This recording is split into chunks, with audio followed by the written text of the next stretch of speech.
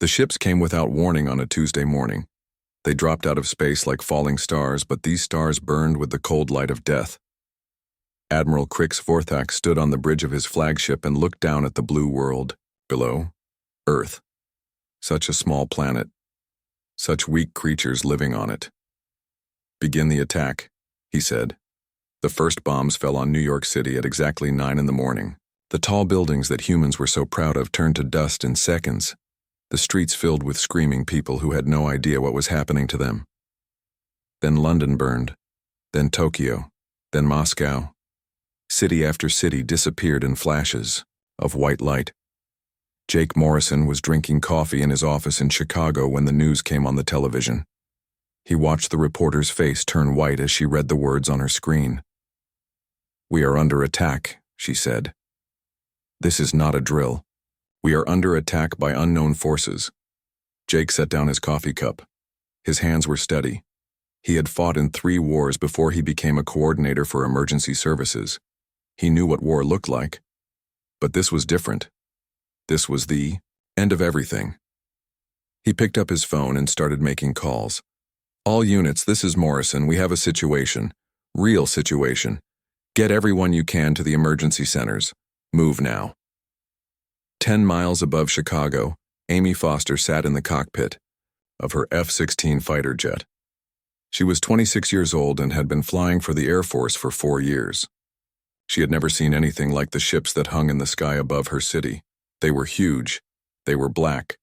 They did not look like anything humans had ever built. "Lightning Squadron, this is base," came the voice in her radio. "You are cleared to engage." Amy looked at the enemy ships.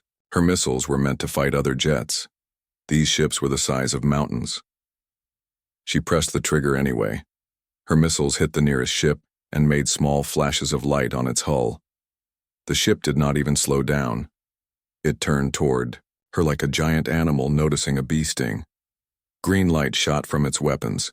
2 of her squadron mates disappeared in balls of fire. Amy flew her jet straight at the ship. She knew she was going to die. She knew her weapons could not hurt it. But she flew at it anyway because that was what humans did. They fought even when they could not win. The ship's weapons missed her by inches. She flew past its hull and saw something important. There were small openings in the armor, weak spots. She got on the radio. "All units, target the small openings. Repeat, target the small openings." On the ground, Kevin Walsh ran through the hallways of the secret government lab where he worked. Alarms were screaming. Red lights were flashing.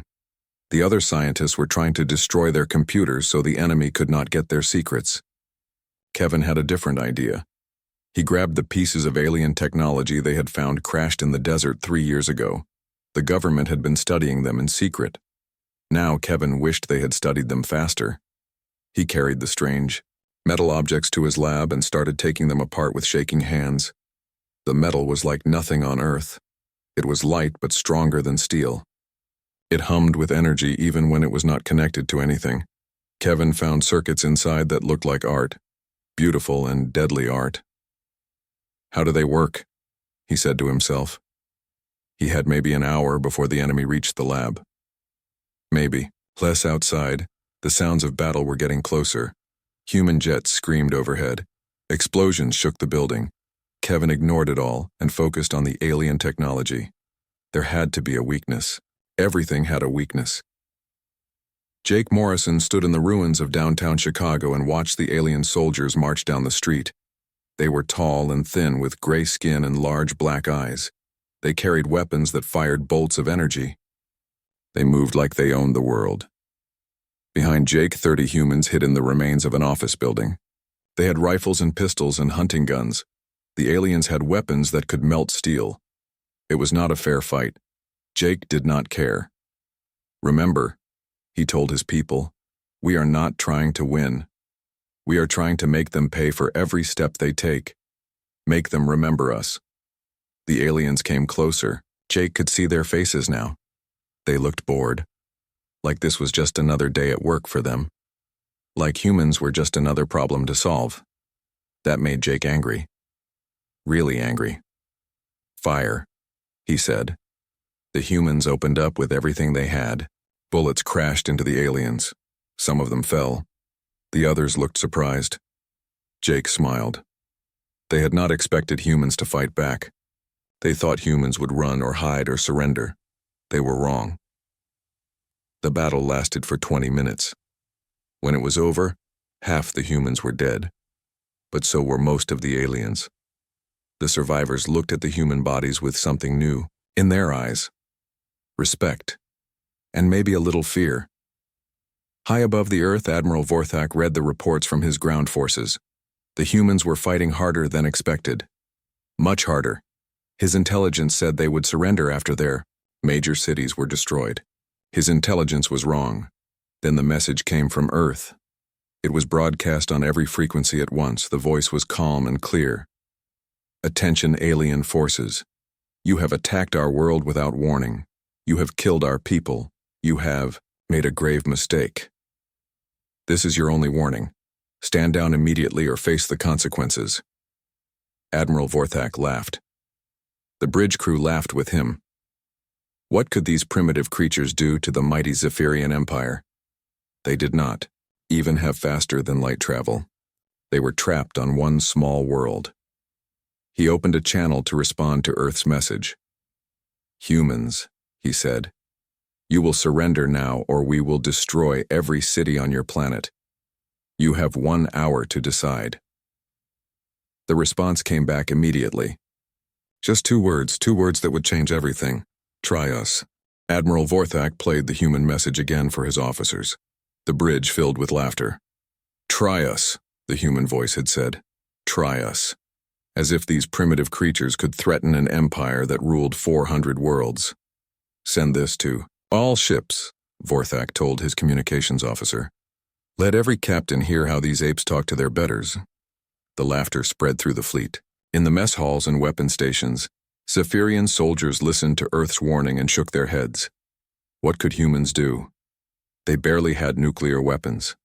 They had never left their own solar system. They were insects pretending to be dragons. But on the surface of Earth, something was happening that the aliens did not understand.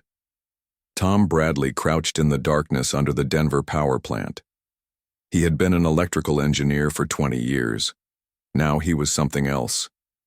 A saboteur, a ghost, a man with nothing left to lose.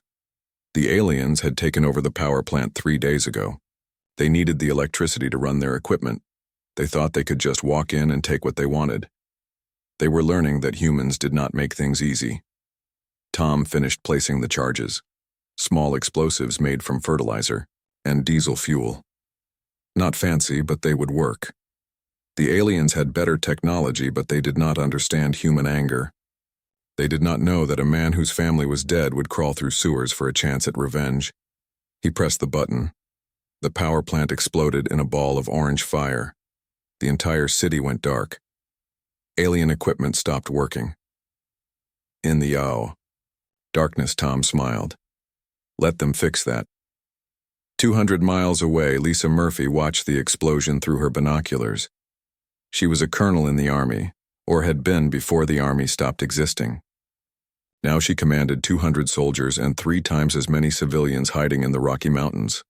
That's our signal, she told her radio operator. Tell all units to begin Phase 2.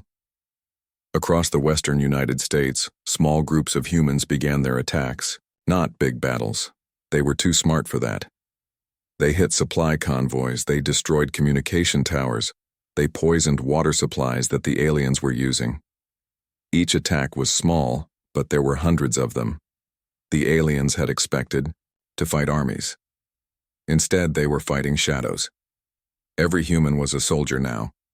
Every building was a fortress. Every mile of ground cost them blood. Colonel Murphy smiled as she watched alien aircraft searching the mountains for her people. The aliens flew in straight lines and used sensors to find their enemies. Humans hid in caves and moved at night and struck from nowhere. It was not a fair fight, but humans had never cared about fair fights. In her underground laboratory, Elena Rodriguez stared at the alien technology spread across her workbench. She had been a computer scientist before the war. Now she was humanity's best hope of understanding their enemies. The alien devices were beautiful in a cold way. They worked on principles that human science was just beginning to understand. Quantum, mechanics, faster-than-light communication, energy sources that seemed to violate the laws of physics. But Elena was finding something interesting. The aliens were very smart, but they thought in straight lines. Their technology was perfect for fighting other aliens. It was not so good at fighting humans who did not follow the rules. "Computer, run simulation 712, she said. The computer showed her a map of the galaxy. Red dots marked the alien fleet positions. Blue lines showed their communication networks. Elena had been studying those networks for weeks. She thought she understood how they worked now. More importantly, she thought she knew how to break them. Far beneath the Pacific Ocean, Steve Collins guided his submarine through the darkness. He was the captain of the USS Wyoming, one of the last American military vessels still operating. His orders were sealed. He was not supposed to open them until he reached his target coordinates, but Steve had a pretty good idea what those orders said. He had been loading special weapons for 3 days before the attack came. Weapons that were not supposed to exist. Weapons that the government had been building in secret bunkers for years, just in case. The submarine's sonar operator looked up from his screen. "Captain, we're approaching the coordinates." Steve opened the sealed orders, read them twice, looked at his crew. They were good men. They deserved to know what they were about to do. "Gentlemen," he said, "we are about to fire the first shot in humanity's real war. Not the one being fought on the surface. The one that will decide who survives and who doesn't." The crew was silent. They knew what that meant. There would be no going home after this, no victory parades, no happy endings. There would only be the mission. Steve looked at the launch keys in his hand. "Load tubes 1 through 20. Prepare for firing sequence." Back on the surface, the aliens were learning that conquering humans was harder than conquering other species. Their reports spoke of strange behavior. Humans who fought to the death instead of surrendering. Humans who destroyed their own cities rather than let the aliens use them. Humans who seemed to care more about hurting their enemies than saving themselves. Admiral Vorthak read the reports with growing confusion. His forces controlled most of Earth's major cities. Human military resistance was almost finished. By all logic, the humans should be asking for terms. Instead, they were fighting harder. "Sir," his intelligence officer said, "we're intercepting human communications. They're coordinating some kind of operation. We can't break their codes, but the traffic is increasing." Vorthak frowned. What could the humans be planning? They had no fleet, no weapons that could reach his ships, no technology that could threaten the Empire. What could they possibly do? Then the second message came from Earth, the same calm voice as before. "This is humanity's final warning to the Zephyrian Empire. You have ignored our first attempt at peace. You have continued to murder our people and destroy our cities. This is your last chance. Withdraw from Earth immediately, or we will show you what we are really capable of. You have 24 hours to decide." The bridge fell silent. Then someone started laughing. Soon the whole crew was laughing. Final warning? These humans were insane. What could they possibly threaten the Empire with? Admiral Vorthak opened a channel to Earth. "Humans," he said, "your threats are meaningless. We are the Zephyrian Empire. We have conquered 1,000 worlds. We will crush your pathetic planet like an insect. Surrender now, or we will kill every one of you." The response came back immediately. 3 words that would haunt the admirals. Dreams. So be it. In her mountain hideout, Colonel Murphy heard the alien response. She keyed her radio to the emergency frequency that every human resistance group was monitoring. "All units, this is Mountain Base. The aliens have made their choice. Execute Operation Goodbye. Repeat, execute Operation Goodbye. May God have mercy on us all." Across the Earth, hidden transmitters began broadcasting the same message. Not to other humans. To something else. Something that had been waiting in the darkness between the stars for this moment. The real war was about to begin. Admiral Vorthak gave the order at dawn. Begin total bombardment. Turn their cities to glass. Break their spirit once and for all. The Zephyrian fleet opened fire with everything they had. Orbital cannons that could melt mountains. Energy weapons that turned air into fire. Missiles that could crack the Earth's crust. They aimed at every human city they could find. Los Angeles disappeared in a flash of white light. Then Miami.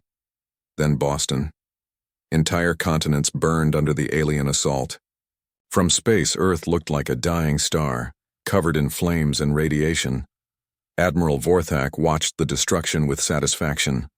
No species had ever survived this level of bombardment. The humans would surrender within hours. They had to. It was simple logic. He was wrong about humans and logic. In the ruins of Denver, Lisa Kane stood on a pile of broken concrete and looked at what was left of her city. She had been a major in the National Guard before the war. Now she commanded 50 soldiers and 200 civilians. They had no heavy weapons, no air support, no hope of rescue. The aliens were coming up the street, a full company of soldiers with energy weapons and battle armor. Lisa's people had hunting rifles and homemade bombs. It should have been no contest. Lisa picked up her radio. All units. This is Kane. Today we die. But we don't die quiet. We don't die easy. We make them pay for every step. We make them remember that humans were here. Her people answered with a battle cry that echoed through the ruins. They had lost everything. Their families were dead. Their world was burning. They had nothing left except rage and the determination to hurt their enemies before they died. The battle lasted 3 hours. When it was over, Lisa Kane was dead. Most of her people were dead, but so were most of the aliens. The few survivors looked at the human bodies with something new in their eyes. Fear. These humans fought like demons. They used their own bodies as weapons. They detonated explosives while holding alien soldiers. They fought with broken bones and mortal wounds until their hearts stopped beating. What kind of species did this? What kind of creatures chose death over surrender? 3,000 miles away, Marcus Webb made the final adjustments to his computer program. He had been working on it for weeks, ever since Elena Rodriguez had figured out how the alien communication system worked. The aliens used, quantum networks to talk to each other across the galaxy. It was faster than light, it was instant. It connected every alien ship and base and world in a web of information. It was their greatest strength. Marcus smiled as he looked at his screen. It was also their greatest weakness. Jenny, are you ready? He asked the young programmer working beside him. Jenny Price was 19 years old. She had been studying computer science before the aliens came. Now she was about to help destroy an empire. Ready, she said. The virus is loaded. One click, and it goes everywhere at once. Marcus nodded. The virus was beautiful in its simplicity. It would not destroy the alien computers. It would do something worse. It would make them think humans were everywhere at once. It would flood their networks with false information. It would turn their greatest advantage into chaos. Do it, Marcus said. Jenny clicked the button. Across the galaxy, alien computers began receiving impossible data. Human ships where no human ships could be. Human armies on worlds that had never seen humans. Human weapons pointed at every alien base and city and fleet. The aliens had always conquered through information. They studied their enemies. They planned their attacks. They coordinated their forces. Now their information was poison. Now they could not trust anything their computers told them. In the hidden bunker beneath the old Pentagon, Roy Bennett studied the tactical displays. He had been a general before the war. Now he was something else, the coordinator of humanity's final gambit. The displays showed alien movements across the Earth. They were pulling back from human cities, not retreating, regrouping, getting ready for something big. Roy knew what that something was. Total extermination. The complete destruction of every human on the planet. The aliens had finally realized that humans would never surrender, so they were going to kill every last one of them. Roy smiled. That was exactly what he had been counting on. Signal the Wyoming, he told his communications officer. Tell Captain Collins that it's time. Execute Phoenix Protocol. Far beneath the Pacific Ocean, Steve Collins received the message he had been waiting for. He looked at his crew. Good men. Brave men. Men who understood that sometimes the only way to win was to make sure nobody won. Load the special weapons, he told his weapons officer. Target Package Alpha. Prepare for synchronized launch. The weapons were not like anything in the official military handbooks.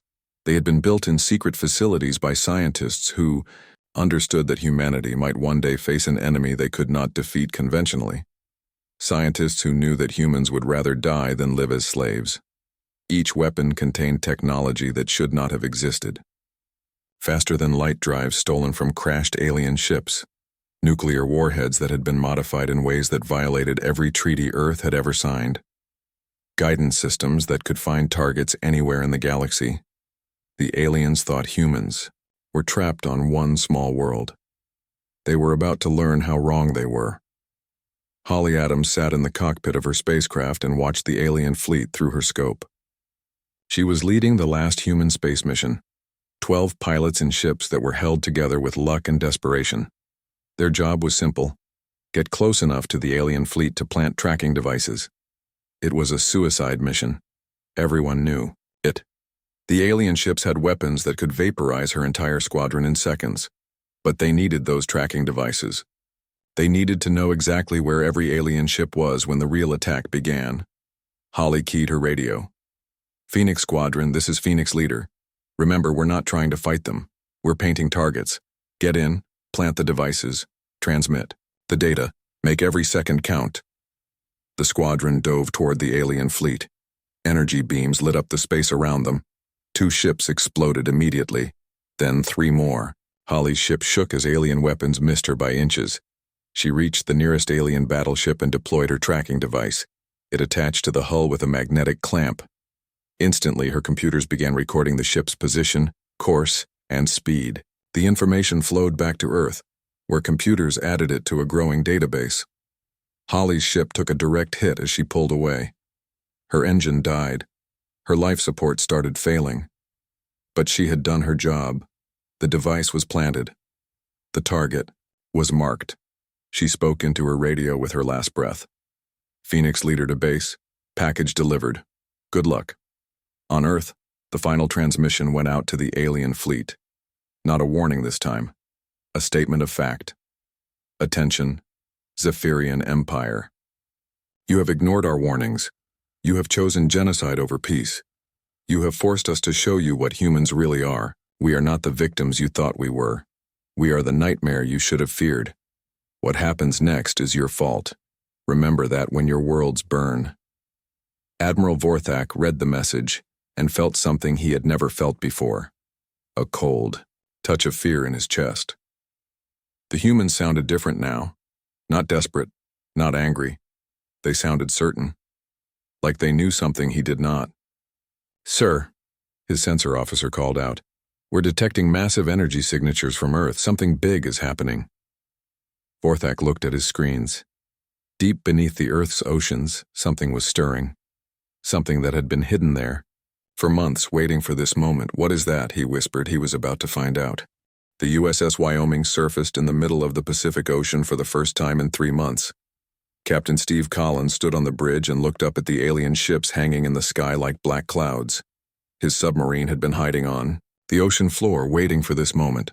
Open missile bay doors, he ordered. Prepare for launch sequence. His weapons officer hesitated. Sir, are you sure about this?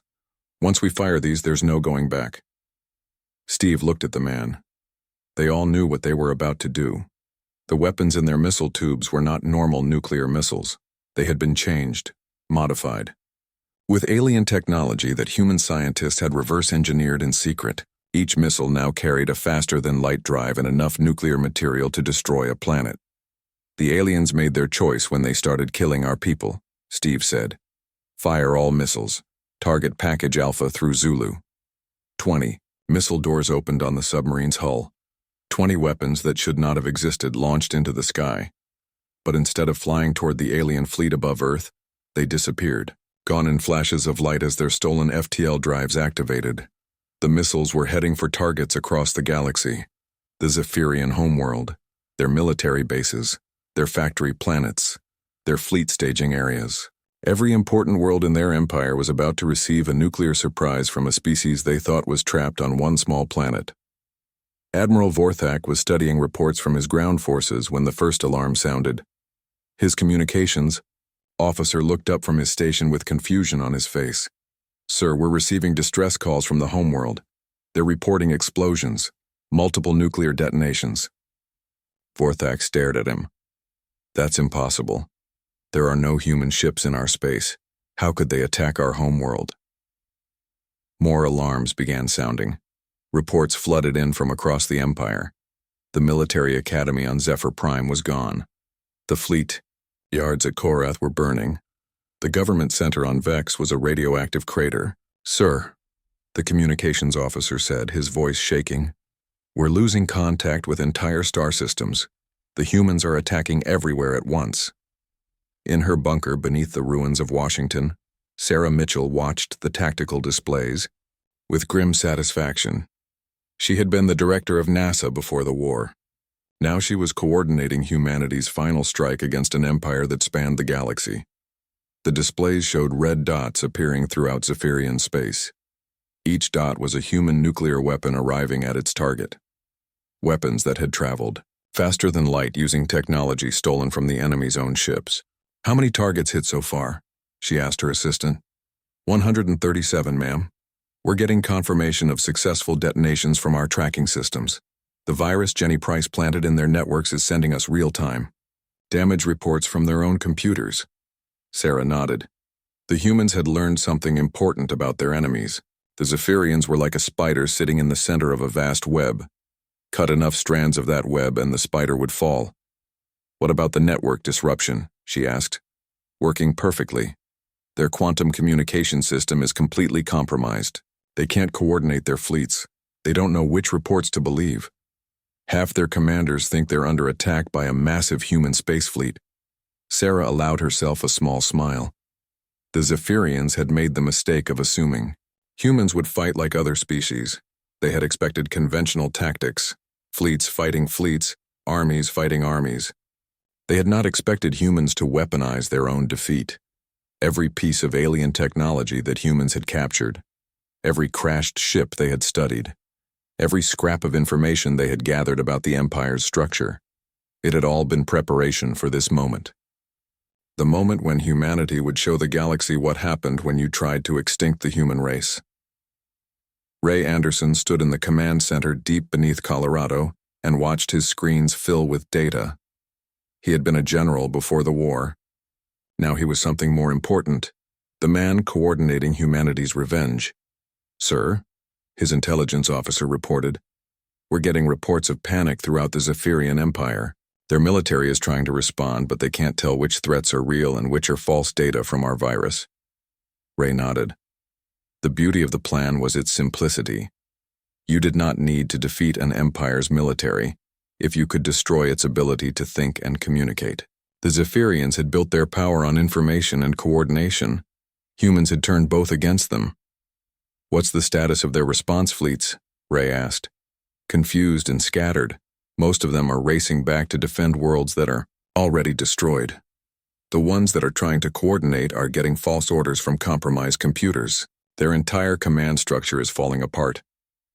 Ray looked at the master display showing the Zephyrian Empire. Red zones marked areas where human weapons had struck. Yellow zones showed regions where the enemy's communications had failed. Green zones indicated worlds that were still functioning but cut off from their command structure. There was not much green left. Beth Williams crouched in the ruins of Denver and watched something she had never expected to see. Alien soldiers retreating, not advancing to new positions, not regrouping for another attack, actually running away. She had been fighting these gray-skinned monsters for months. She had watched them kill her friends and destroy her city. She had never seen them show fear before. Now their vehicles were racing toward their landing ships. Their aircraft were fleeing toward space. Beth keyed her radio to the resistance frequency. All units, this is Denver base. The aliens are pulling back. Repeat, they are retreating from all positions. Something big is happening. The radio crackled with responses from resistance cells across the continent. The same report from everywhere. After months of relentless advance, the Zephyrian forces were suddenly withdrawing from Earth. Beth did not understand what was happening, but she knew an opportunity when she saw one. All units, begin harassment attacks. Don't let them leave. Peacefully. Make them pay for every step. Human fighters emerged from hiding places throughout the ruined cities. They had rifles and homemade explosives and unlimited hatred for the creatures that had destroyed their world.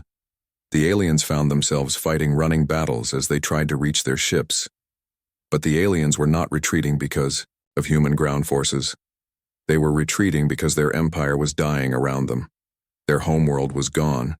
Their fleets were scattered. Their command structure had collapsed. For the first time in 1,000 years, the Zephyrian Empire was afraid. Admiral Vorthak stood on his bridge and tried to make sense of the reports flooding in. Half his empire was dark. The other half was screaming for help. His own fleet was receiving contradictory orders from computers he could no longer trust. "Sir," his navigation officer said, "we're detecting massive energy signatures from the human planet. Something is powering up down there." Vorthak looked at his tactical display. Deep beneath Earth's oceans, enormous energy sources were coming online, sources that had been hidden there for months waiting for this moment. "What are they?" he whispered. His science officer studied the readings with growing alarm. "Sir, those energy signatures match our own FTL drives. But they're huge, much larger than anything we've ever built." Vorthak felt ice in his veins. The humans had not just learned to use Zephyrian technology, they had improved it, made it bigger, more powerful. They had been preparing something that would make their missile attack look like a warning shot. "Sir," his communications officer called out, "we're receiving a transmission from Earth." The message came from a human woman standing in what looked like a military command center. Behind her, screens showed the destruction spreading throughout the Zephyrian Empire. "Greetings, Admiral Vorthak," she said. "I am General Sarah Mitchell of Earth Defense Command. By now you understand that humans are not what you thought we were. You came to our world expecting to find victims. Instead, you found predators. Your empire is dying, Admiral. Your worlds are burning. Your fleets are scattered. This is what happens when you mistake mercy for weakness." The transmission ended. Admiral Vorthak stared at the blank screen and realized that everything had changed. The humans had not been defending their world. They had been preparing to destroy his, and they were not finished yet. The Zephyrian homeworld died on a Wednesday morning. Mike Patterson watched it happen from the bridge of his stolen alien scout ship. He had been a Navy pilot before the war. Now he was something else, a witness to the end of an empire. The planet that had ruled 400 worlds for 1,000 years was nothing but fire and radiation now. 3 human nuclear weapons had hit it at the same time. The beautiful crystal cities were gone. The great towers that reached into space were twisted, metal. The billions of Zephyrians who had lived there were ash. Mike keyed his radio to broadcast on all frequencies. "This is Commander Patterson of Earth Defense Force. The Zephyrian homeworld has been destroyed. This is what happens when you mistake mercy for weakness. This is what happens when you ignore our warnings." His message reached every surviving alien ship in the galaxy. In the dead silence that followed, Mike could almost hear the sound of an empire realizing it was finished. The final phase had begun. Admiral Vorthak sat in his command chair and stared at the tactical display. Red symbols covered the screen. Each one marked a world that was gone. His home world, the military academies, the fleet bases, the factory planets. Everything that made the Zephyrian Empire strong was burning or destroyed. But that was not the worst part. The worst part was the message his computers were showing him. A simple transmission from Earth, broadcast on every frequency, sent to every corner of the galaxy. "Attention all spacefaring civilizations. This is humanity speaking. Today, we destroyed The Zephyrian Empire. They came to our world without warning. They killed our people without mercy. We offered them peace. They chose war. We gave them warnings. They laughed at us. Now they are extinct. Let this be a lesson to any who would make the same mistake. We do not surrender. We do not yield. And we do not forgive. Vorthak understood now. The humans had not been trying to win a war. They had been preparing to send a message written in nuclear fire across the stars. Sir, his communications officer said quietly, we're receiving surrender requests from our remaining fleets. They want to negotiate with the humans. Vorthak almost laughed. Negotiate? What was left to negotiate? The Empire was dead. The humans had made sure of that. On Earth, President Karen Hughes stood in her underground bunker and read the final casualty reports. The Zephyrian Empire had ruled 400 worlds. Now it ruled none. In 7 days, humanity had reduced a galactic civilization to scattered refugees. The cost had been terrible. Earth was in ruins. Most of humanity was dead. The beautiful blue world was a poisoned wasteland now. But they had sent their message. They had shown the galaxy what happened when you tried to extinct the human race. Ma'am, her aide said, we're receiving communication requests from the surviving Zephyrian commanders. They want to surrender. Karen looked at him with eyes that had seen too much death. Tell them we don't accept surrenders. We accept extinction. They chose this path when they attacked our world. The aide swallowed hard. What about the civilian populations on the remaining Zephyrian worlds? Karen was quiet for a long moment. Then she spoke the words that would end an empire forever. They should have thought about that before they started killing our children. In her laboratory, Emma Foster worked on humanity's final gift to the galaxy. She had been a communication specialist before the war. Now she was writing history. The complete record of what had happened, what the Zephyrians had done, what humanity had been forced to do in response. The message would be broadcast to every known civilization. It would be stored in quantum networks that could survive the death of stars. It would ensure that the galaxy never forgot this lesson. Species of the galaxy, she wrote. Today you witnessed the extinction of the Zephyrian Empire. They attacked humanity without warning. They refused our offers of peace. They ignored our warnings. They forced us to show them what we truly are. We are not victims to be conquered. We are not slaves to be broken. We are predators who will drag our enemies into hell before we submit. Remember this. Remember what happened here. Remember what happens when you mistake our kindness for weakness. Emma finished the message and sent it to the transmitters. Across the galaxy, civilizations that had been planning their own conquests of human space quietly abandoned those plans. Some lessons were too expensive to learn twice. Jake Morrison stood in the ruins of Chicago and looked up at the stars. He was one of the few survivors of the war, one of the few humans left to see what they had accomplished. The city around him was broken glass and twisted metal. The sky was dark with radiation clouds, but the alien ships were gone, all of them. A young girl found him there. One of the children they had hidden in the deep shelters during the bombing. She could not have been more than 10 years old. Mr. Morrison, she asked, did we win? Jake looked down at her. How do you explain to a child that there are no winners in a war like this? How do you tell her that humanity had chosen to destroy an empire rather than submit to it? How do you say that sometimes the only victory possible is making sure your enemies die with you? Yes, he said finally. We won. The girl smiled and walked away to play in the ruins. Jake watched her go and wondered what kind of galaxy she would grow up in. A galaxy that had learned to fear humanity. A galaxy that would think twice before threatening Earth. A galaxy that would remember. Far across space, the few surviving Zephyrian ships fled toward the rim of the galaxy. Their empire was gone. Their worlds were dead. Their people were scattered. They carried with them the story of what had happened. The story of a species that had chosen mutual destruction over slavery. The story spread from world to world, civilization to civilization. The humans had been right. The galaxy would never forget. And in the darkness between the stars, other species listened to the story and made a choice. They would not make the same mistake the Zephyrians had made.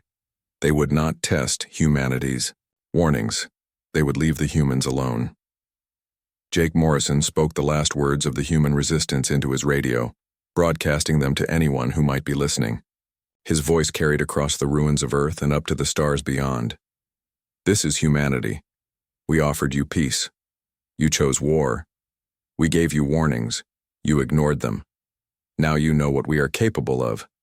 Next time, maybe you'll listen. The transmission ended. Earth fell silent. But the message echoed across the galaxy, carried by quantum networks and faster-than-light communication systems.